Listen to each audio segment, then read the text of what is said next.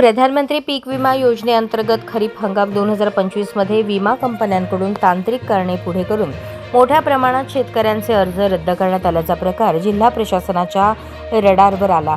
या पार्श्वभूमीवर रद्द करण्यात आलेल्या तब्बल 12,353 अर्जांची कसून फेरछाननी करण्याचे आदेश जिल्हाधिकारी कीर्तिकिरण पुजारी यांनी दिले। जिल्हाधिकारी पुजारी यांच्या अध्यक्षतेखाली पार पडलेल्या जिल्हास्तरीय आढावा व तक्रार निवारण समितीच्या संयुक्त बैठकीत या गंभीर विषयावर सविस्तर चर्चा करण्यात आली।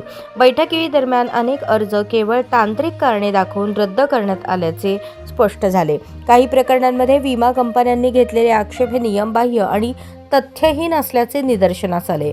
जून ते ऑक्टोबर 2025 या कालावधीत मोठ्या संख्येने शेतकरी पीक विम्यापासून वंचित राहिल्याने प्रशासनाने याची गंभीर दखल घेतली। त्यामुळे तालुकास्तरीय समित्यांना येत्या 7 दिवसात सर्व रद्द अर्जांची स्वतंत्र व सखोल चौकशी करून अहवाल सादर करण्याचे स्पष्ट आदेश देण्यात आले आहेत।